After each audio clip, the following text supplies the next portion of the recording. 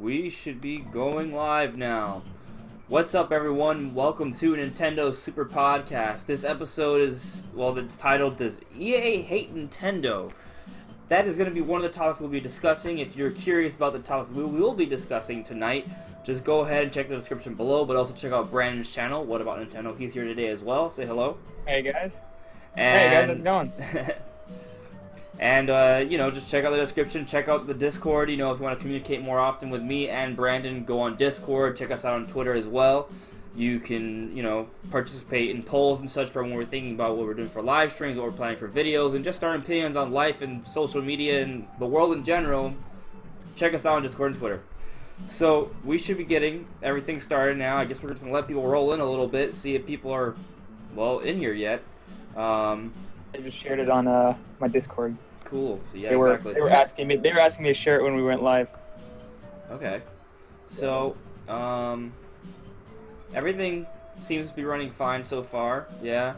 Sup, Pixelated Kitty? What's up, Blackstar Dude? How you guys doing? You know, I hope today is gonna be a good show.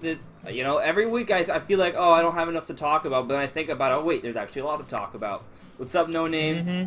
So, you know, Brandon, you know, before we delve into the topics and such, how about you let us know about your week in general, gaming, life, what's going on? Yeah, I've been doing really good. I've been getting a lot of review codes for smaller indie games, or while I say a lot, I got 2 so far, and I've reached out to a bunch of different other ones on Twitter and email and stuff, so hopefully I can get some more. And today I was playing Fortnite, which is like Epic, or the people who make Unreal Engine 4. That's their version of PUBG, or PlayerUnknown Battlegrounds. That kind of like 100 people and will map, just scrounging for guns, and whoever is the last one standing wins. So I was playing that. That was really fun. So not as much.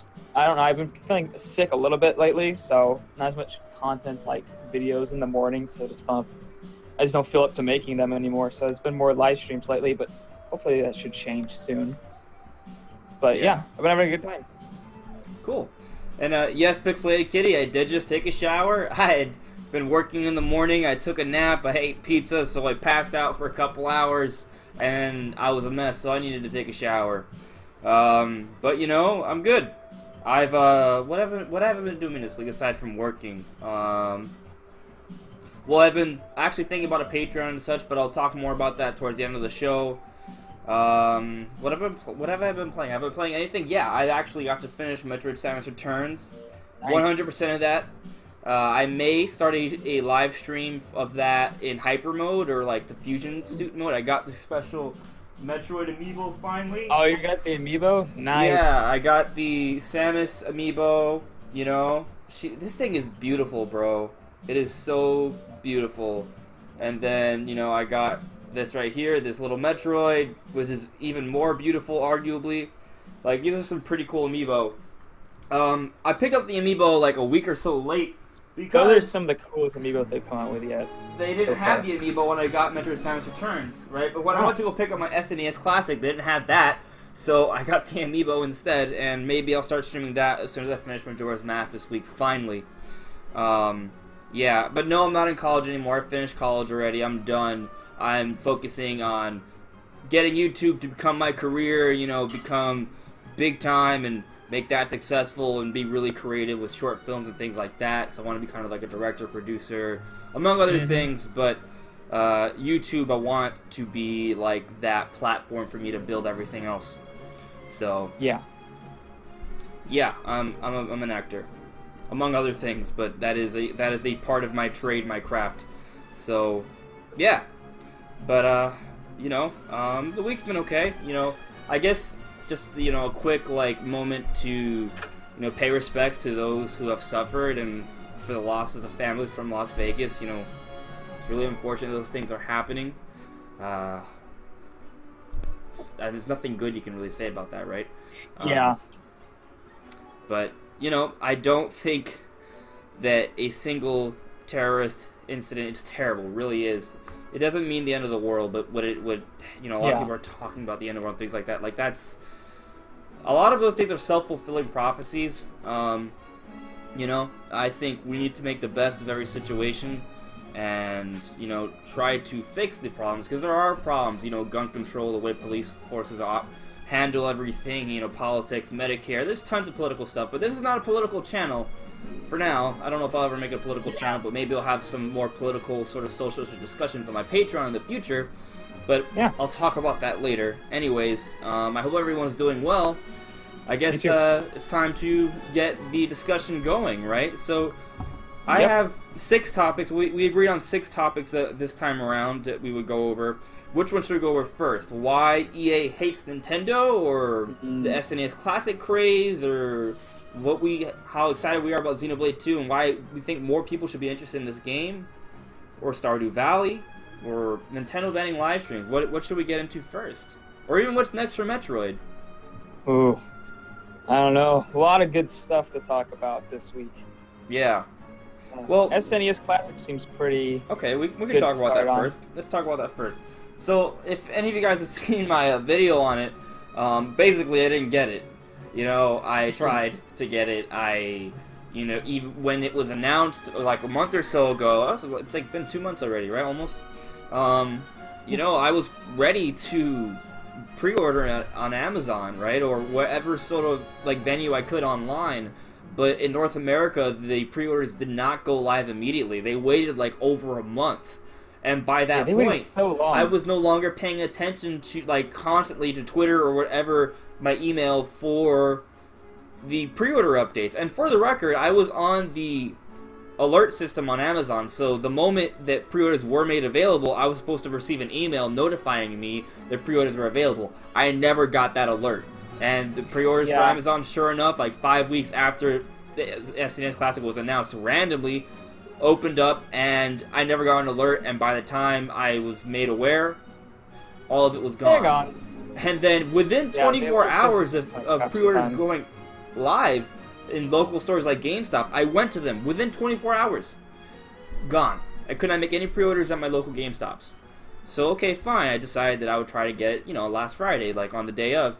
I woke up early before the GameStops opened, but first I stopped by Walmart, which they had a midnight release, but I was trying to sleep, so I didn't go there at midnight.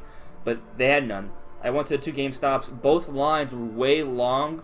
Like the amount of quantities they said they had on the front door that number was smaller than the amount of people that were in each line, right? So I couldn't do that. I drove even further away to see whatever else there was. It was within like 15 minutes of where I lived. There was a Kmart, which doesn't sell video games. I discovered that when I went inside. And there was a Toys R Us. And the moment I went to the Toys R Us, they had literally just opened, and the line for 20 people had just ended. Like, had I gone there for like 5 minutes sooner, I might have been able to get one. Dang. But no. Only 20? Surprisingly low. Only 20 for Toys R Us, right? And there's no Target or Best Buy near my area. I would have had to have driven like 25, 30 minutes. Yeah, by then there would have been a lot. Yeah, and there's like no parking in New Jersey. Like, I live right next to New York City, right? So, no, I just couldn't get it. I mean, I've gone to GameStop. I went to 2 GameStops earlier today to see if there's anything that came in recently. Because apparently, I asked the GameStop guys, apparently they get orders and shipments in every day for random stuff. So it could come at any day. That's what they told me. So, you know, I'm just going to be stopping by the GameStops every couple days. Hopefully, sooner or later, I will get one. Or maybe I'll go to a Best Buy or a Target. Maybe they have larger supply, which is what I'm hearing. Yeah, that's what I'm hearing too. But especially Target. But it's going to be an actual journey for me, because unfortunately, in the area I live in, they don't really have a Target or a Best Buy, which is, like, terrible. I don't like where I live at all right now. Like, that's just dumb. But that's the case, unfortunately, for me. Brandon, you didn't get an SNES Classic either, right? No, I didn't get one because I was saving for other games, but if I did want to get one, personally, I don't know, it just wasn't a big enough priority for me. I was like, okay, there's Xenoblade coming out pretty soon, there's Mario Odyssey, there's some other games I want to get. I'm just like, I don't really want to drop $80 on an SNES Classic at the moment, especially if I might like be able to find one at a different time, because the stock seems to be better. But if I did want to get one, it probably would have been much easier for me, because there are stores around me everywhere. There's like any big name store you want to think of, there's like 5 of them within 30 minutes of me, like every single one. There's so many stores near me. I can literally, if there weren't trees and buildings in the way, I could see a GameStop from my front yard. Like, there's one so close to me. So there's a lot of stores really really close to me. The question is, I don't know how much stock they had either. I'm very curious. I'll probably like call some up and see like how much stock did you get, just to kind of like see how well my area was stocked. But it's interesting that you're saying like some of your stores only get like 20. Because like I've heard so many reports of people being like, I came in, my store had like over 100 or near 100, and I was like, what? That's crazy. Because like when the SNES came out, or the NES Classic came out, it was like 3 to like, if you were lucky, you got like maybe 15 to 20 in a store. Like some stores around me were getting like 3. So it's interesting that now some of them are getting 100, and yet in some areas they're still pretty low, like in the 20s and 30s. Well, yeah, my area, that was unheard of. I was kind of upset. I saw Spawnwave made a video about how easy it was to get an SNES Classic, and I'm like... So they're like, there's 25 sitting there, and he walked in. It wasn't for me. It wasn't easy for me. Like, it was not easy for me at all. I tried. So it's it's kind of unfortunate in a sense for me, and for those who really want it. But from what I am hearing, it is still a lot better of a situation than it was with the NES Classic. Like, I think. And when apparently, first of all, there's a lot more that came in with the SNES Classic, but also, not only is the initial shipment a lot larger, but they have plans to be bringing in more very shortly from this point, and it's going to be consistent throughout the year, supposedly, right? With the NES Classic, you had a very small amount that came in, and the units that came in throughout the year were very sporadic and limited. So super limited. Like, here's a store in your area has 3. I don't think they've actually given us a number of how much they expect to ship out. So we'll see. They did say that day 1 was supposed to be more SNES Classics than the entirety of the NES Classic.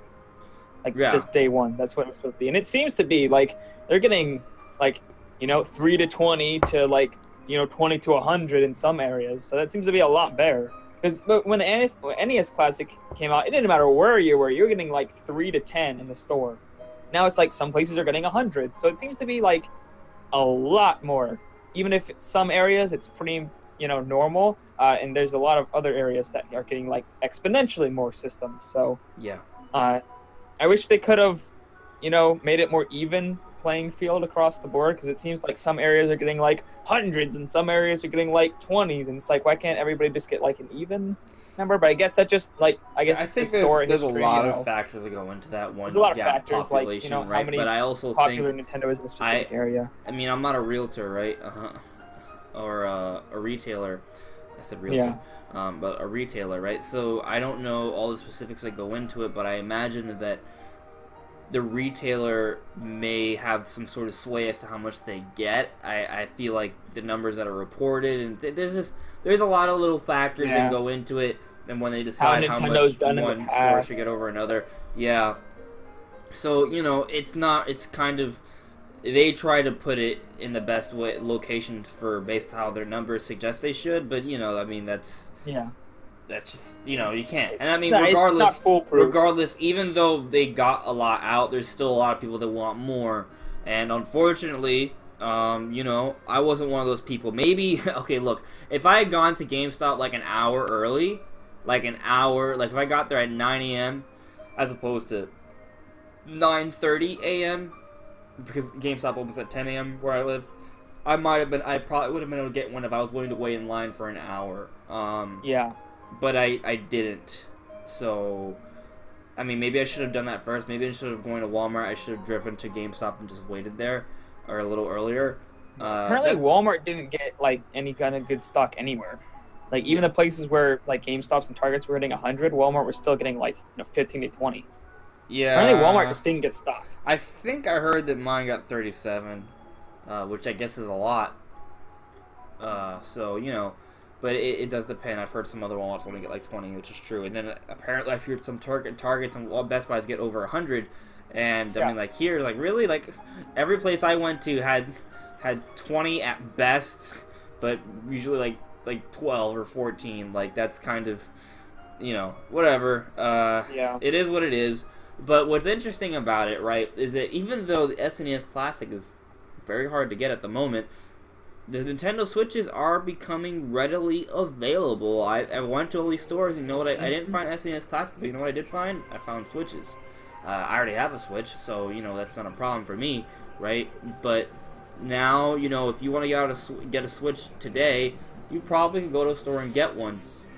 Because I feel like we're in a period where things are a little slow in terms of hardware sales for Switch, because we're in a, like, that period's just before the holiday season, you know what I mean? Just before Mario Odyssey comes out. Right, so, but what's interesting, though, is that people are going to be coming in throughout this month looking for SNES Classics, right?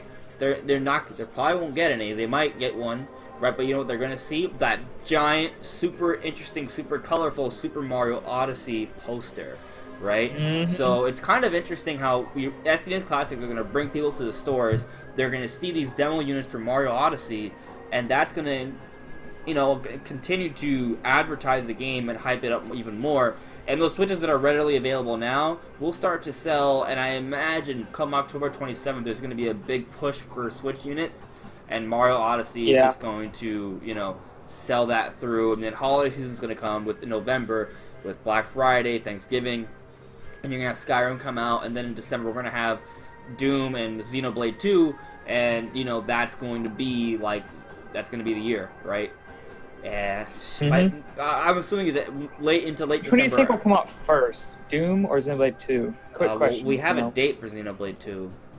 It's true. It's December 1st, December 2nd, somewhere in there. I think first couple days. I think it's December 1st. Oh my! Somewhere around there. Hey Josh, let me. I'm gonna do a quick Google. Quick Google. Come on, Google, be my friend. Didn't mean to disrupt. I just wanted a quick question, but Xenoblade 2. I'm sure it's December 1st. Well, I don't want to go and say a date and be wrong. Yeah. I want to get the truth out there. I'm going to look up too, see who gets there quicker. Great. Come on, load. It's December 1st. Alright, cool. December 1st. So I'm gonna pick over Xenoblade 2 first, and then Doom. So yeah, and then, you know, that's gonna be the year. And I mean, that's a lot of games for me. Like you were talking about how you're not sure you can get an SNES Classic, right? After I get the SNES Classic, I'm gonna get Skyrim, I'm gonna get Mario Odyssey, I'm gonna get Xenoblade 2, I'm gonna get Doom. I'm really interested in Morphe's Law. It's an indie game, so I'm probably gonna get that. Yeah, and I'm totally asking for a review code of that game because it looks really cool. Yeah, I think they're gonna need the help because it seems kind of like, I think it's gonna be one of those games where people are kind of questioning about it, and if they see people streaming it and they see it's cool and plays well, it'll do good. So I might snag a review copy of that, hopefully. Yeah, so that's one thing, and another game that I may consider getting is actually Stardew Valley, which is coming out October 5th. Yeah, so really soon. Really soon. I think it was announced today that it's going to be coming out October 5th. And what's interesting is that Stardew Valley is basically a spiritual successor, right? It's heavily inspired by Harvest Moon. And it's a game that used to be on a lot of Nintendo systems. And interestingly, October 5th is the date of a Harvest Moon. Mm-hmm. The first, like, lunar, like, you know, it's a moon that's right with the autumnal, like, equinox. So it's just very interesting timing. It's obviously intentional.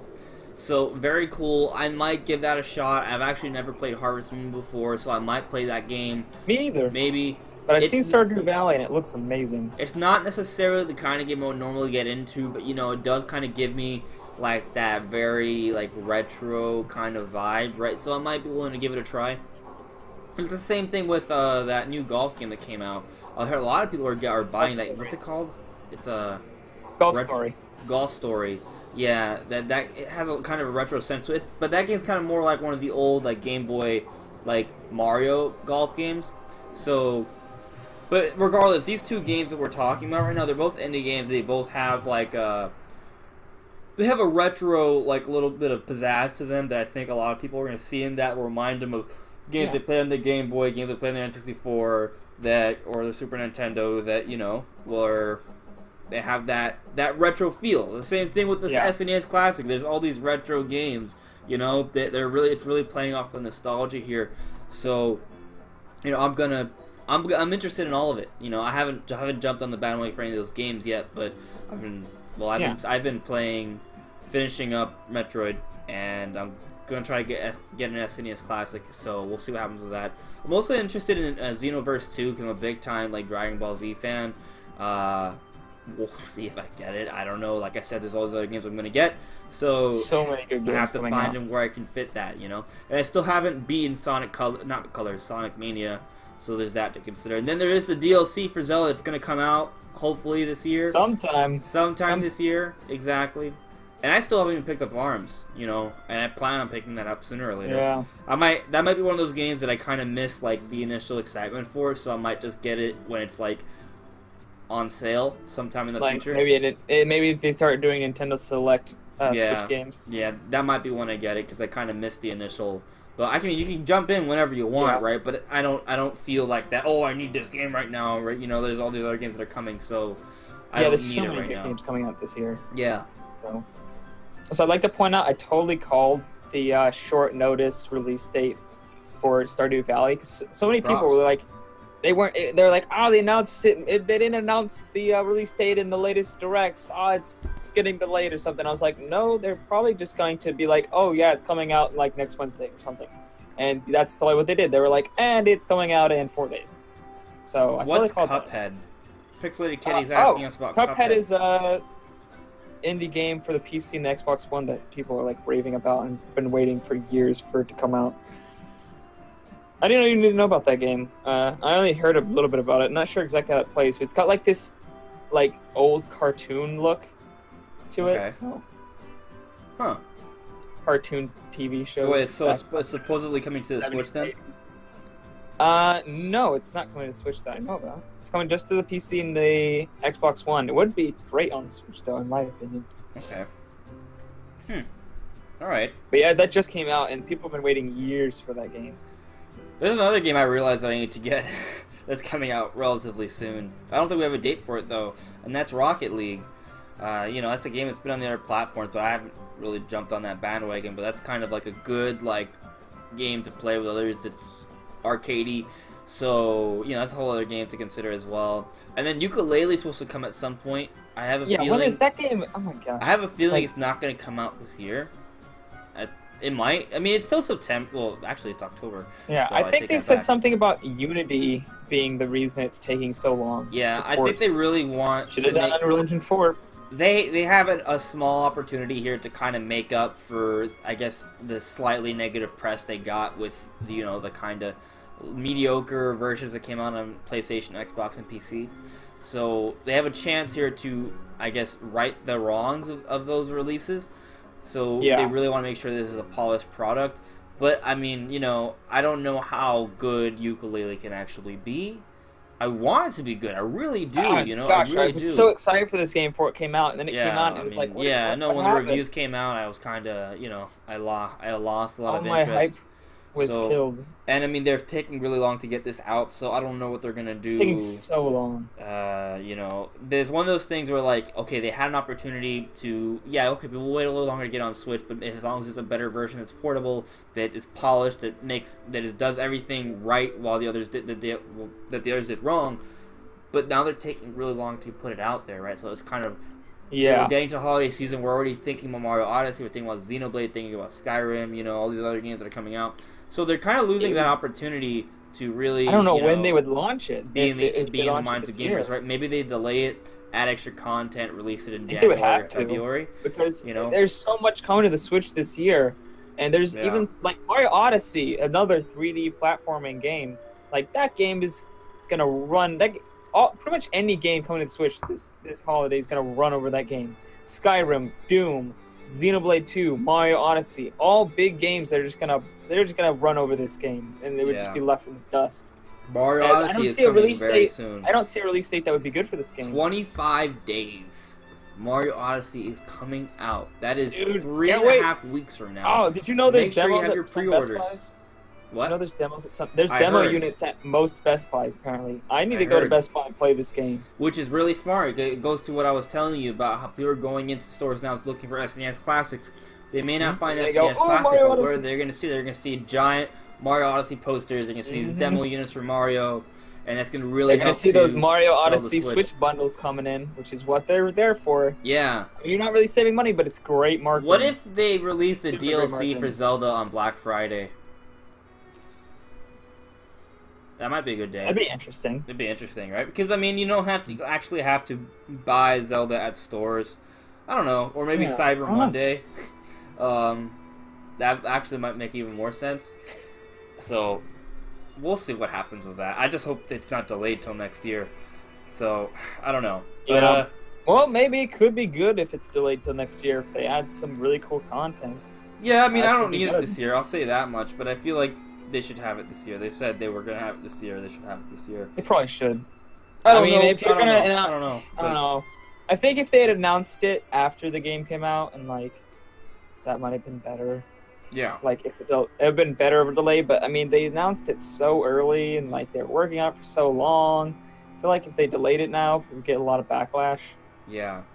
But I wouldn't mind too much because I'd have no idea when I'm gonna play that DLC, and if they delay it to add more content, I'll be like, okay, more bang for my buck. I already paid the $20, so. I don't know. Personally, I'm fine waiting. I think they should get it in before Christmas. Yeah, probably. So let's move a little forward with the discussion here.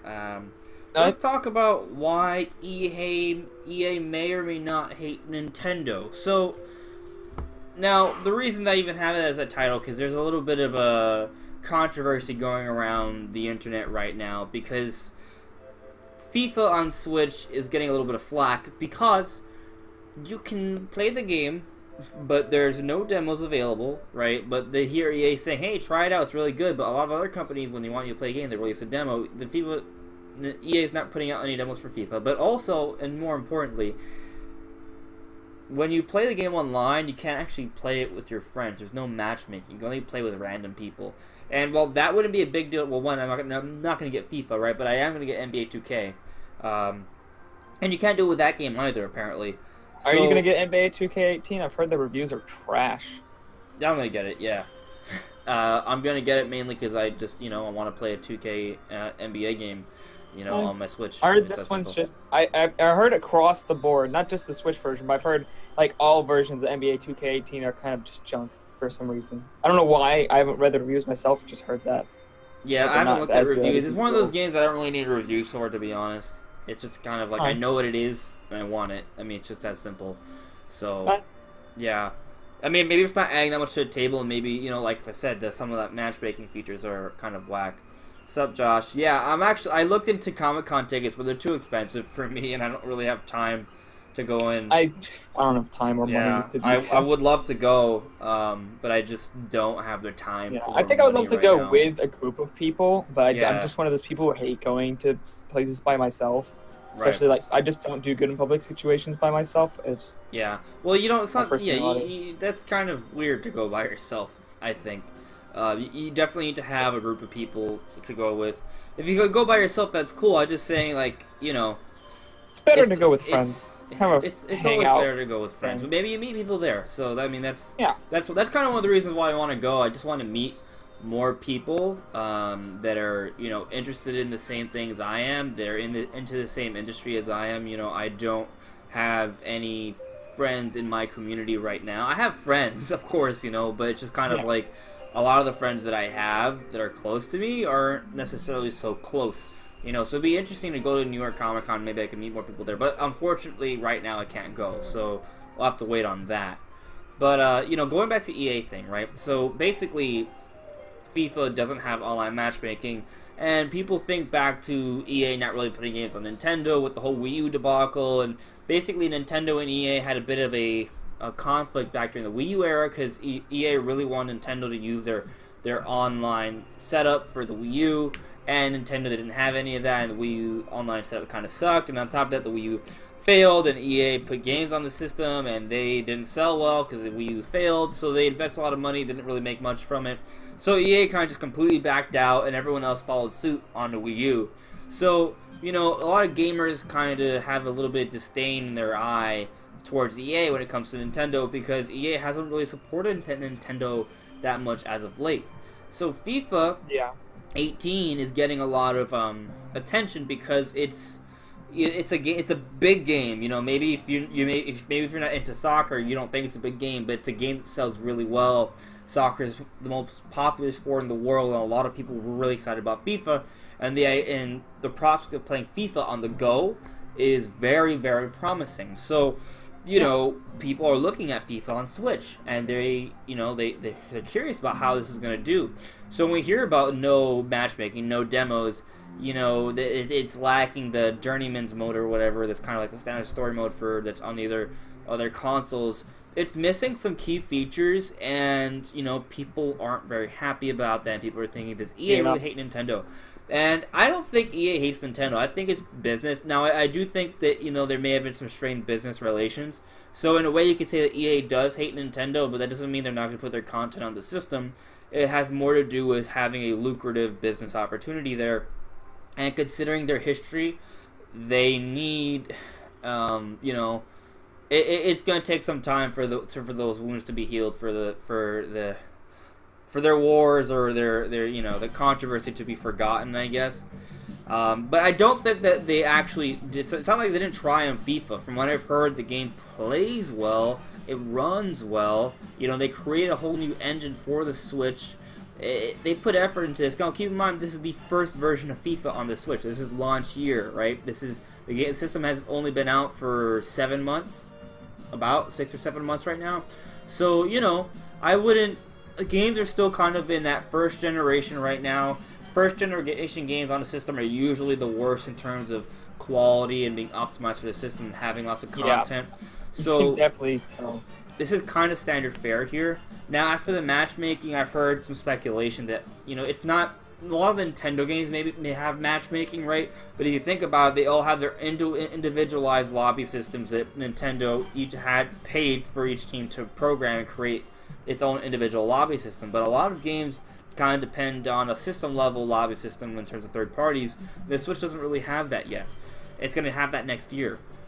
So that may be the case here. That's why we're seeing no matchmaking on NBA 2K, on FIFA 18. Yeah. So it's a little unfortunate, but I think it kind of comes with the territory of being a new system and not really having the online infrastructure set up yet. This is not the kind of thing you see on Xbox, right, or even Sony. Nintendo is behind the times, so it is a product of Nintendo being behind the times. I'm not going to lie, I think that is the case.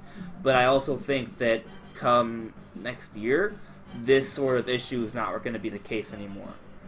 But you will also probably have to pay like $30 a year for online. But, I mean, that's a lot cheaper than the other systems, so keep that in mind as well. So, yeah, I mean, what do you think about that, Brandon? FIFA 18 is weird. The fact that they don't have matchmaking, I guess, like, most systems have that system-level lobby system, but I actually hate that. Like, I hate system-level lobby systems. They're just annoying to use. I like being able to just go in the game, click, play with friends, and then just go into a lobby. I don't want to have to set everything up. I can fight friends in the game and fight them to the lobby and do all that stuff. It gets annoying. If you're switching games a lot, then it can be nice. But if you're just wanting to go in and play some FIFA real quick, it's much quicker just to get in, click, play with friends, and have them join your lobby through the game itself. It's way quicker and easier to do. So, I don't know. The Switch is the kind of console where you're picking it up constantly, and, you know, it has the sleep mode function where you can just instantly stop and start. So it's kind of convenient games console where you can just pick up and do things. And system level lobbies really aren't that convenient at all. They're kind of confusing to use on the Xbox One. They're really slow. They take forever. Sometimes I'll like send friend requests like a couple different times because they didn't send the first time, or I'll send like lobby requests. It's just a hassle, and I feel like it's much easier just to go in there, click, play with friends, and then just get in the lobby, and then everybody else can just follow suit really quickly, like they do with ARMS or Splatoon 2. Like, it's much easier to do that than a system level, so, I don't know. And FIFA 18 is just, I don't know, I feel like when I looked at comparisons and graphics, they were way further from even the Xbox One than I thought they were going to be. Like, we've been seeing a lot of third-party games, and they've been looking really close to the PS4 and Xbox One versions, but I feel like there's a big distance between this game and the Xbox One. The resolution is terrible in comparison. The textures just aren't as good. The character models are not as good. It's just seems to be a bigger gap. Like EA doesn't know how to use the hardware quite yet, which makes sense. I mean, it's the first year, but I feel like there's other companies. I'll say that I think it has more to do with basically EA and their will to invest. Right? It's kind of one of those things where like it's risk versus reward. They look at their potential reward compared to their past with Nintendo, which hasn't been very high. Which is terrible. So they don't risk as much. In other words, they don't invest as much money, as much of a budget, as much of a good team, as many resources, many people, as much time. So what that equates to is a lesser version of FIFA, right? So I don't think it's a bad version of FIFA from what I've heard. I think it's not terrible. It's just if you're a FIFA fan and you have a Nintendo Switch, I think it's worth it for you. From what I've heard, if you want to play on the go, it's going to be a great version. Right, exactly. But it is not. If you're a hardcore FIFA fan and you're trying to decide between a portable FIFA with slightly less features versus that doesn't look as good. I mean, maybe you might want to get the version on PS4 or Xbox because that's the version that will look a little better. It's gonna have a full feature set. The Switch version, however, while maybe a little lacking, it still has the core elements to it. It still has a decent amount of modes. You can still play online, just can't play with friends for the moment. You probably have to wait on Nintendo's online infrastructure going to play next year. And you can play on the go, right? Which is a huge selling point. So just you balance the pros and cons. You have to decide. But I do think in the future, for future FIFA iterations, that it will be better. And I do think there will be future FIFA iterations on the Switch. That wasn't the case with the Wii U. Nintendo seems to be promoting it. The Wii U kind of got like the one generation of sports games. Like they got one NBA game, they got one FIFA game on the Wii U, and that was it. Like, okay, we're done. This system sucks. We're not putting any more games on the system. I don't think that's going to be the case on the Switch at all. No. In fact, we heard, I think last week, that the Switch, in terms of software sales, has sold the best in terms of physical software sales, which means games sold at stores. It has sold more games than any other Nintendo system since 1995. But here's another thing to note, and I didn't realize this at first. Apparently, I haven't looked this up. I was told to me by Nintendo Andy, but maybe one of you guys could verify this for me.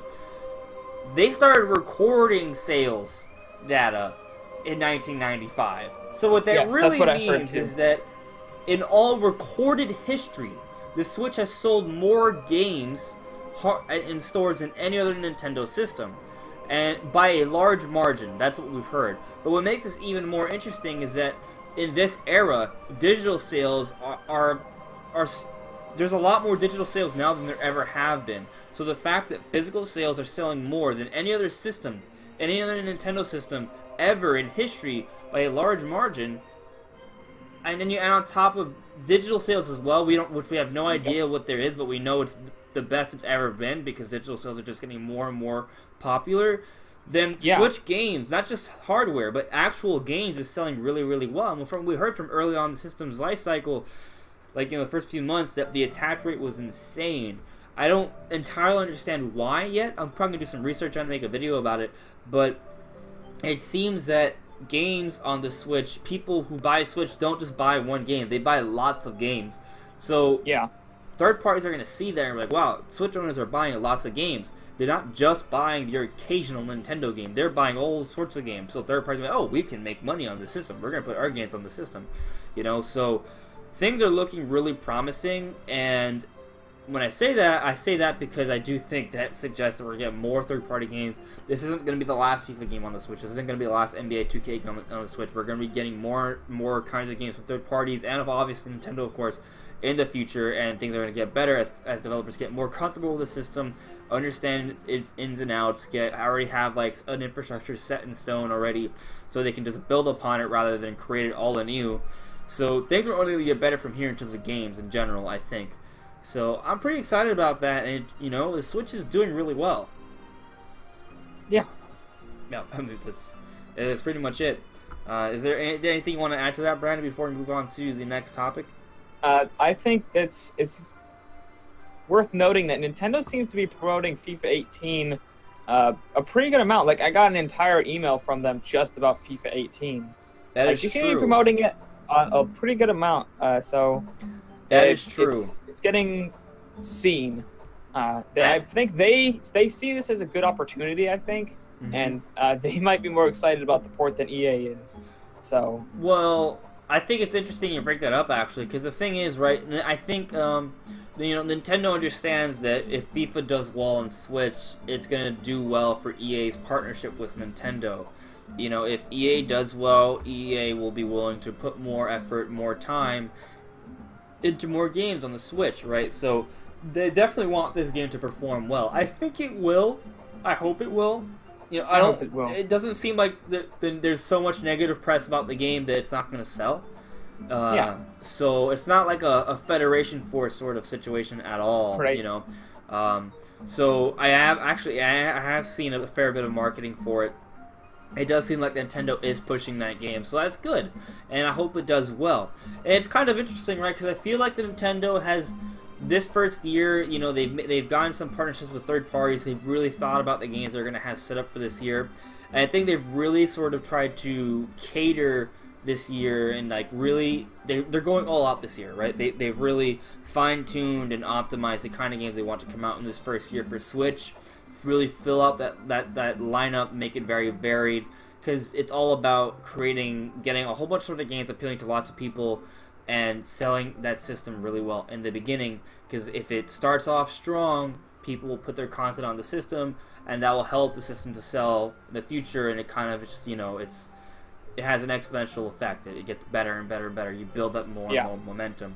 So I see that, and I think it's really good. So I'm excited for that. I think FIFA's going to do pretty well on the Switch, and I don't think EA hates Nintendo, but I do think... No, I don't think so. I do think, however, that they aren't putting forth as much resources as they would the other companies because of the failed business opportunities they had in the past. And there have been some issues with Nintendo and EA before, so there is a history there, and I do think it does limit some of the content that would be on Nintendo systems, but I do think it's improving, and I think it's something that could basically become normal with a few good, successful games like FIFA. So, yeah.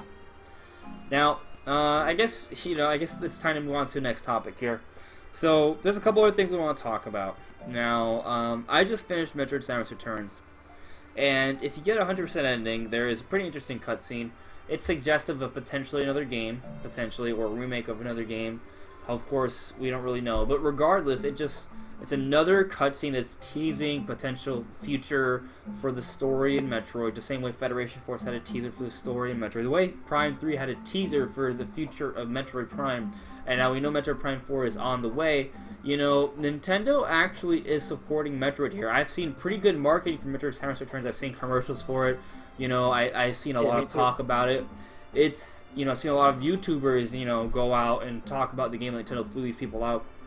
So Nintendo's pushing this game a lot, and Nintendo really is trying to build a future for Metroid here. So I guess that kind of begs the question: what is next for Metroid? Now, Brandon, how about you give me your thoughts on that? Unless you want me to go into it first. I'm not as I'm not as knowledgeable about Metroid. I've only played half of Prime 1, so I think you should go first. Okay. Well, there's a lot to speculate here. I think, we're definitely going to be getting a big push with Metroid Prime, and I do expect another 2D style Metroid in the future. In fact, I wouldn't be surprised if we see another 2D style Metroid in like 2 years. And it may have something to do with Metroid Fusion. I'm not going to say why, but that's just a speculation. I don't know if it's going to remake or anything. I just think that there could be something there.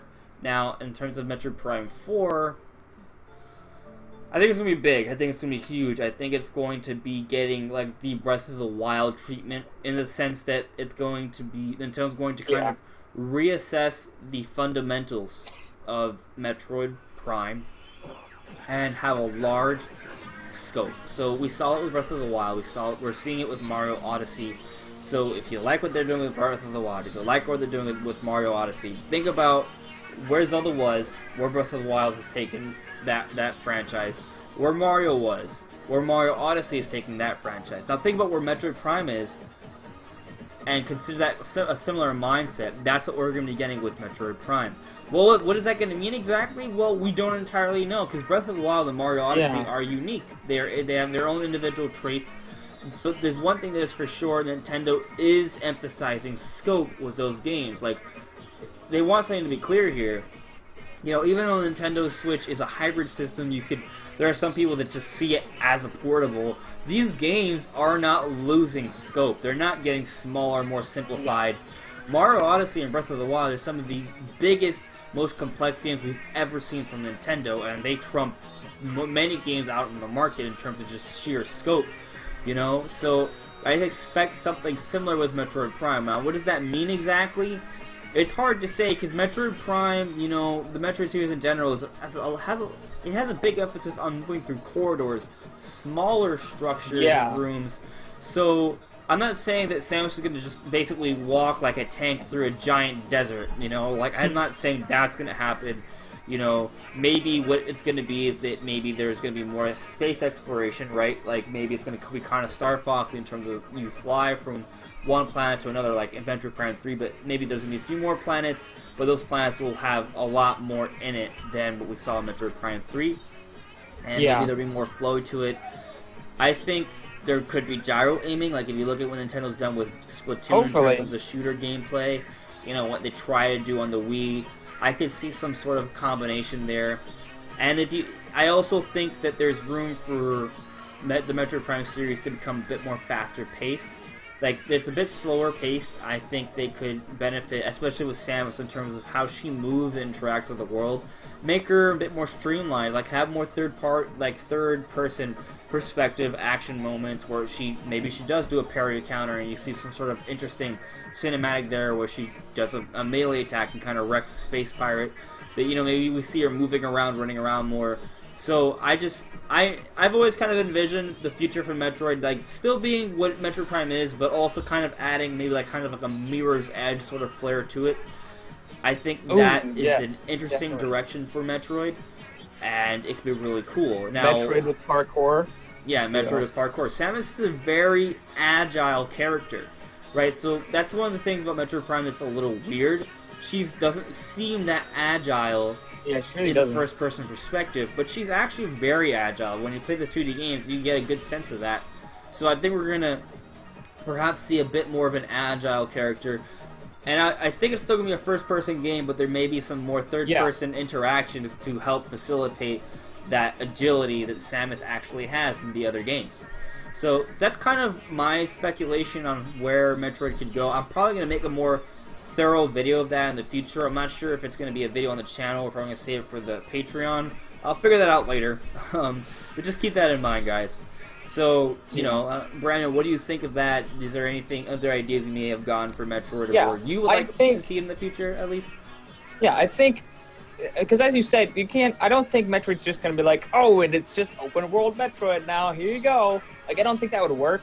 I think it's going to be like, Breath of the Wild is open, and then you go into the shrines, and it's more like, you know, focused and like, you know, puzzly kind of dungeon stuff. I think it's going to be like the opposite for Metroid. It's going to be like corridor areas like we know, and then every once in a while you'll go to these big open areas. So, and like Breath of the Wild, you know, it's mostly big open areas. Then there's some, you know, smaller areas, more confined spaces. I think in Metroid it's going to be the opposite. I think it's going to be mostly more confined spaces and corridors like we know. And then every once in a while you'll go into like a big open area and fight like this huge boss over this big area. Or you'll just explore a bigger area every once in a while. So I think there's some cool stuff they could do, especially with boss fights, because I feel like the boss fights, well, in Metroid Prime, at least I've only played the first one, so I don't know how the other ones are, but they feel like kind of like there could be a lot more to them. They seem to be very focused, just kind of like more simple. I feel like they could have some really big scaled, cool boss fights in Metroid Prime 4. There have been some really large-scale boss fights in the Metroid Prime series, Quadroxus. But, yeah, you know, I think they could definitely increase the scale there. The more power, more scale. That's totally possible, for sure. Maybe they could even go kind of a, like a, what's that, you know, like Shadow of the Colossus sort of ordeal where you have to kind of climb these giant monsters. That's possible. for sure. I mean, Metroid has always had large, giant monsters. It's definitely in the conversation, I think.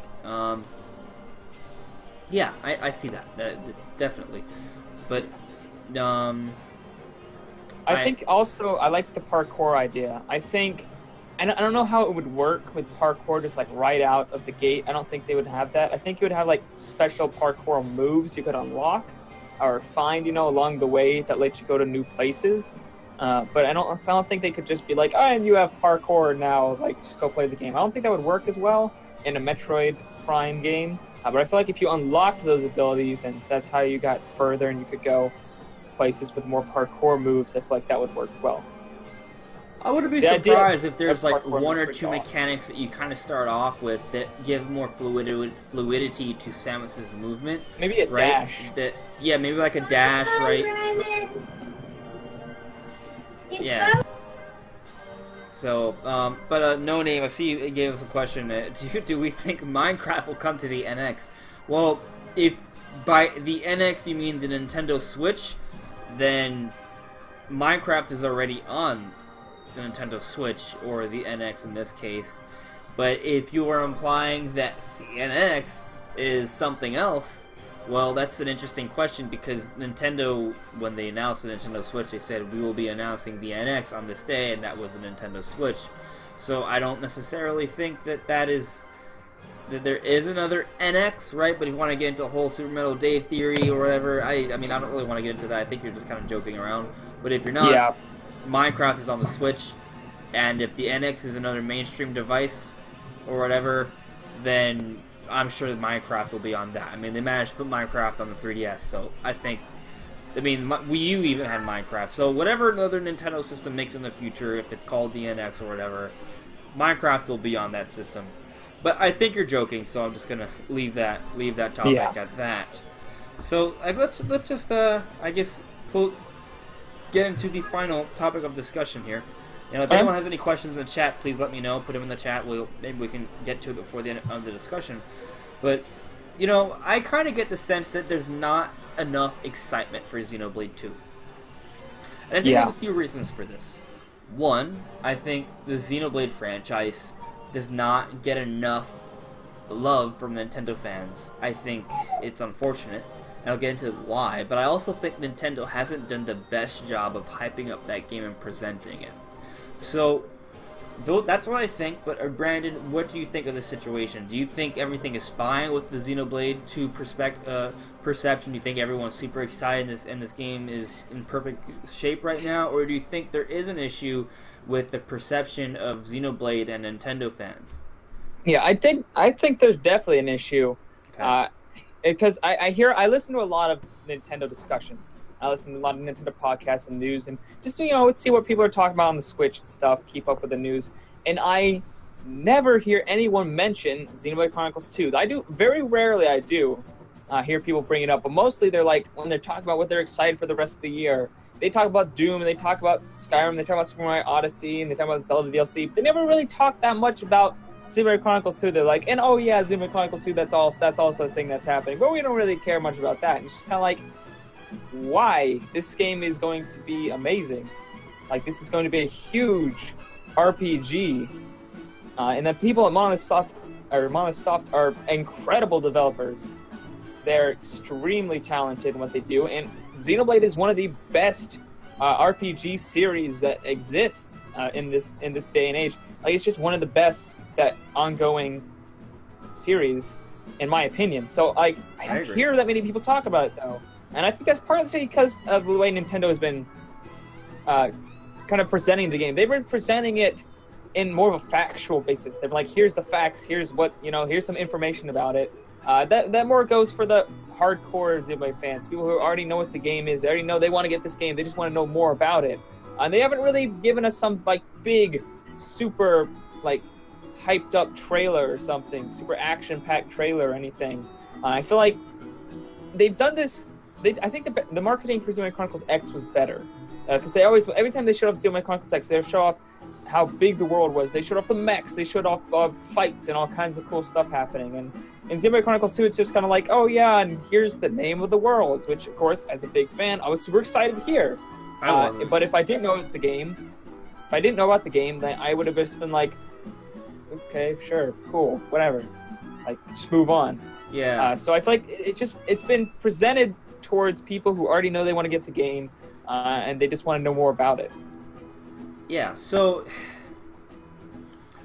I don't think Nintendo's doing a good job presenting this game. Like, you said you were excited when we were talking about the names of different areas. Like, I thought it was cool that they're all on Giant Titans, but the manner in which it was presented, the way they were kind of showing this information was very slow-paced, and it just wasn't a good place for it, in my opinion. Like, it's not that I don't want to know about those things, I guess. Well, one, I kind of just want to learn about those things when I play the game, right? But also, it's just one of those things where, like, it wasn't very hype-inducing. It wasn't very exciting. Just kind of, like, a very monotone voice, very slow-paced stream of information. Like, but most of the rest of the Direct was kind of, like, really short, quick announcements. But this portion for Xenoblade was just like, oh, yeah, there's this and this and that. And, I mean, the truth is, though, like, I think part of the reason that it's not, Nintendo isn't, like, really showing it off is because it doesn't seem to be as much of a showcase. Even though I think it should be, I think it's kind of like because the game is, like, all coming together right at the end. I wonder if the game's actually being rushed out. I mean, I don't think it is, right? Because if Nintendo wanted, if the game wasn't actually ready, Nintendo could get away with not having it come out this year. They could. Yeah. You know, they have enough games coming out for that. They really do. I think it's kind of more of a situation where they're just, for whatever reason, I just don't think they're marketing it well. I think they should market it. Yeah. I think they should market it kind of like Zelda, but at the same time, Zelda sort of markets itself. Right, because we're always everyone's making videos about Zelda all the Everybody time. knows about Zelda. Yeah. I mean, and there's the issue, right? Because Mario, Zelda, those games have been around. They made their big name back in the 80s, right? They are huge franchises, and they kind of sell themselves, you know? Xenoblade, on the other hand, is relatively new, you know? And the first Xenoblade came out on the Wii, but it only came out in Japan for at first, and there needed to be a big push, like a big, like, you know, movement to get, and a petition to get Xenoblade over to the States. And, you know, it was kind of like a too little too late sort of situation. Now, they did go ahead and release Xenoblade on the Virtual Console, and they released a 3DS version of sort of Xenoblade. You know, they put Shulk in Smash Brothers, so it's not like Xenoblade hasn't gotten any love. And they went ahead and created Xenoblade X. So now they're creating Xenoblade 2. So I mean, they are making Xenoblade content. So I mean, I have to imagine that Xenoblade is doing well enough that they can do all this, right? There's enough of a fan base there where they can do these games. But whenever I have conversations with Nintendo fans, you know, people just don't seem to be as excited about Xenoblade as they are about Mario Odyssey or Zelda or Metroid.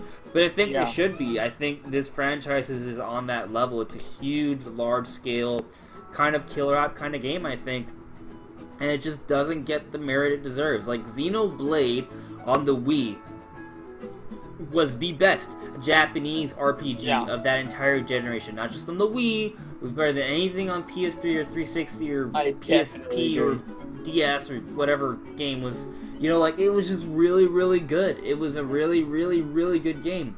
Now, Xenoblade X came out on the Wii U, and it was kind of like the only really big game we had to look forward to aside from Zelda. Yeah. And that game was good. It was a good game. It was a very good game. But it was not considered... It didn't have the same level of critical acclaim as Xenoblade. And part of it has to do with the lack of a focused story. And Xenoblade 2 is going back to that. But it still has these huge, giant worlds. It's kind of weird how it's not open world like Xenoblade X, but it's going to be kind of more open world like Xenoblade, which is still kind of like open world, you know? Yeah, it's the areas are big, but in the way in which you encounter them is more, they're technically segmented, right? But they still kind of flow into each other and make sense. To each area. Yeah. Like in X, you could just go to any area at any time, but in the original Xenoblade, it was like, well, you actually are like on a path, and you have to get to that certain place.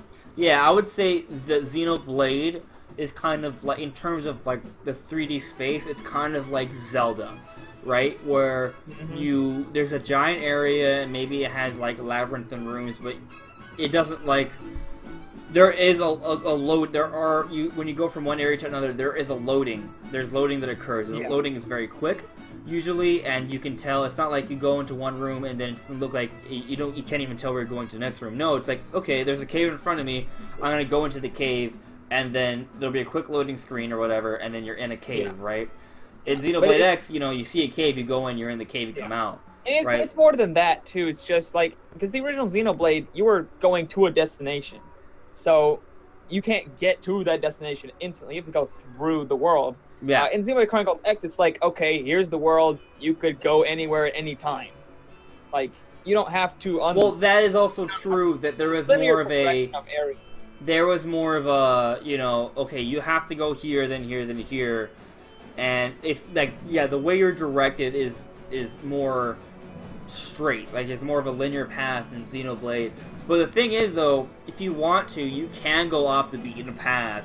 You can go back to different towns, go in between different places, and do side quests, right? In Xenoblade X, it's kind of like more encouraged to just kind of go wherever, right?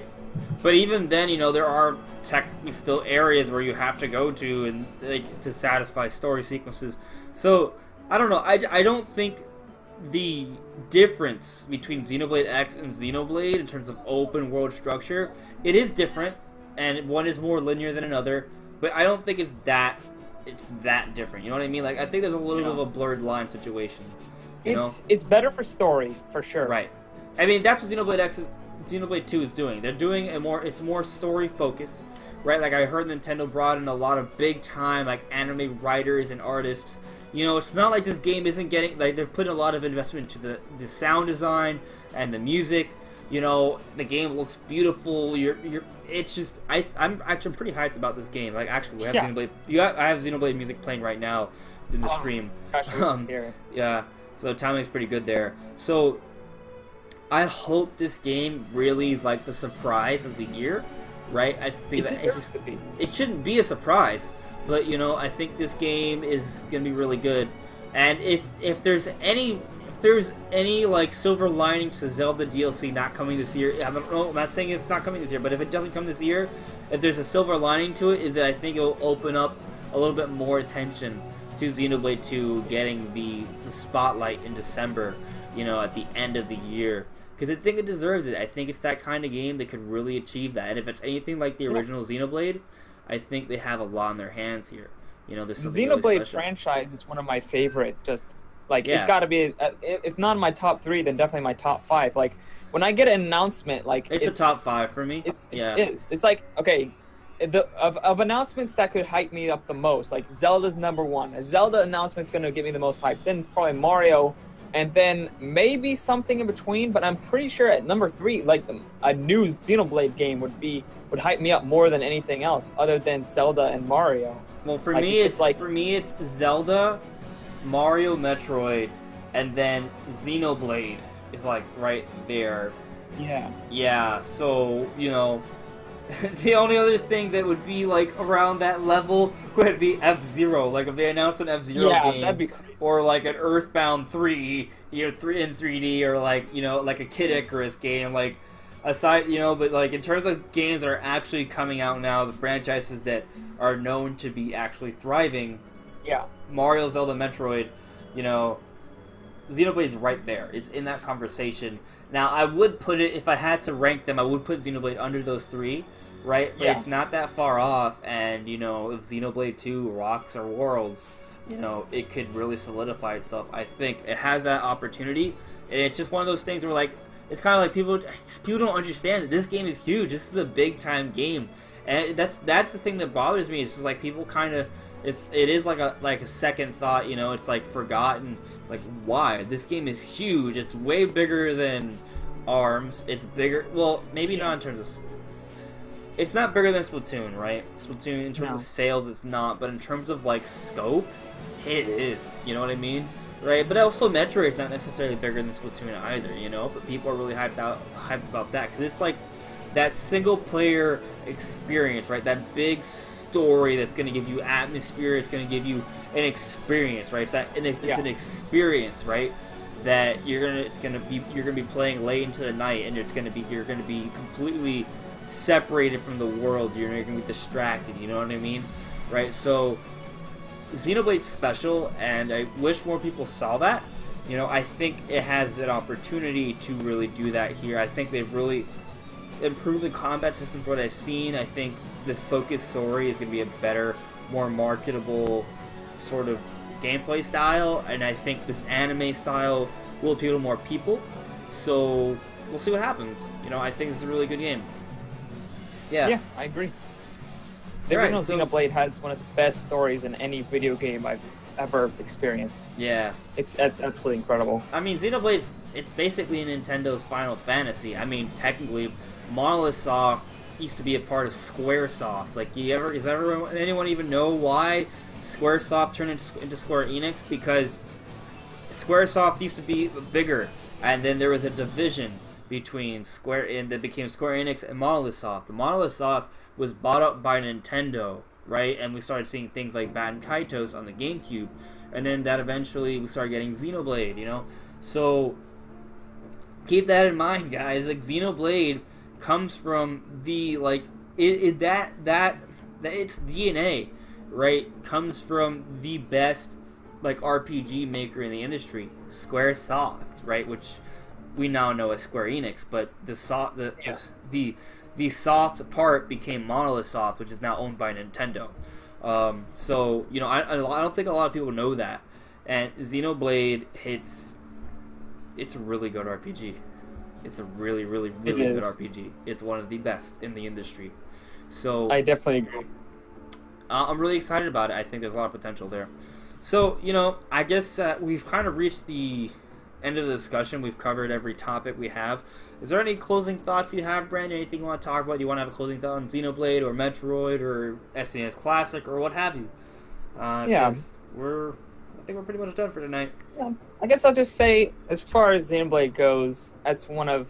I think right now, because before I was more hyped for Xenoblade 2 than I was for Mario Odyssey. But then we started getting more Mario Odyssey footage in the last Xenoblade, so now I'm more excited for Mario Odyssey. Right, so but Mario Odyssey's coming out this month, you know, yeah, so I they feel want like to hype you that. It's coming out this month, yeah. Right, but once I'm more Mario hyped for Odyssey that comes out this month. I think So I feel like those are right there. They're right there, and it's just they keep switching which one I'm most hyped for. But that game is definitely a game that deserves to be bought, and I hope a lot of people check it out, because I want to get... Monolith Soft deserves a lot of recognition. Their games deserve recognition. They deserve sales, and the more sales Xenoblade Chronicles 2 gets, the better the next sequel will be. Yeah. So my opinion on that is, I mean, yeah, Mario Odyssey is Mario Odyssey, bro. Like, that thing is going to... That's gonna be kind of like the big headliner along with Zelda. And, you know, because it's coming out sooner, Nintendo should be marketing it more. I just hope once Mario Odyssey comes out, that there's a big push for Xenoblade 2, and the reviews and previews start coming in, and more excitement builds for the game. Because right now, I want Xenoblade because I know Xenoblade, not because they've done a good job of presenting Xenoblade 2. Yeah, I agree. So, like, if I had not played a Xenoblade game before, I'm not sure how interested I'd be in Xenoblade 2. I wouldn't be nearly as interested if I hadn't played the original on X. Yeah, so I mean, part of it's kind of like we haven't gotten like a really high quality trailer, in my opinion. Yeah. You know, I want they need to do something hype inducing, like something hype inducing that's something super high quality. You know, really like stress on like some big impactful story elements, some awesome looking combat, show some awesome scenery with awesome, really catchy music. Like, it's really that simple. Just put that into a good 2 to 3 minute video, do a trailer like that, and you're gonna be good, man. Maybe we'll see Direct sometime. I think that's neat. Like, definitely something a big event that just the Direct that just focuses on Xenoblade. It doesn't have to be that long, just 10 to 20 minutes. Just, this is Xenoblade Chronicles 2. This is why you should buy it. It's awesome. Go get it. I think we'll see that probably in November. Yeah, so we'll see what happens with that. But anyways, guys, thank you so much for watching. I hope you enjoyed the discussion. I would stress that you guys go check out Brandon's channel, What About Nintendo. Check out his Patreon. I'm also working on a Patreon structure as well. I will be announcing details on that really soon. But I'm thinking something along the lines of where, you know, I'm going to try to come out with 5 to 6 videos almost daily, a week from starting, you know, now. It's hard to do, but I'm going to try to do it because I do want YouTube to be more consistent for me. But I will start constructing the Patreon as well, right? So what that means is that I'm going to try to have an individual series on Patreon. It's going to be called Talking Point, I believe. And there I will talk about whatever sort of an extra sort of discussion, something that's going to be usually supplementary to maybe one of our discussions we have here, or one of the videos I make throughout the week. But also talking points going to be an opportunity for patrons, right, to add, if you guys have a point you want to make, or a question you want me to answer, or a little bit of an essay that you want everyone else to hear. If you're a patron and you send me that information, I'll make it a part of the discussion for talking points. I can get into that. But also, if you're a patron, if you have your own topic suggestions for NSP, Nintendo Server Podcast, we can also have your topic featured here in the discussions as well. But you'll also get like an insider look into what I'm planning for short films in the future. You can see like my premises, my outlines for that. And you can also get access to audio files for the discussion and potentially talking point as well. So just stay tuned for that, guys. Brandon, do you want to talk about your Patreon at all or anything like that before we end the show? Sure. So my Patreon is up, and you can go to it right now. It's in the description of all my content on YouTube. And what I do is I do special every weekend. I do a special video or live stream where I do different challenges. Like this last week, I was playing Splatoon, but I had to play it with the controllers, the Joy-Con, in the opposite hands. So right was left and left was right. It's very confusing, but it was very funny as well. So I do those. That's available for only $1 a month. I also do podcasts and different things like that. So yeah, check it out if you want that kind of content. Cool. So again, guys, thank you so much for watching. Hope you enjoyed the discussion. If you have any questions or any other topics you want to get into in the future, relay them in the comments below, or follow us on Twitter or Discord. The information for all of that should be in the link in the description below. I'll see you guys all really soon. Have a good night. Bye. Bye.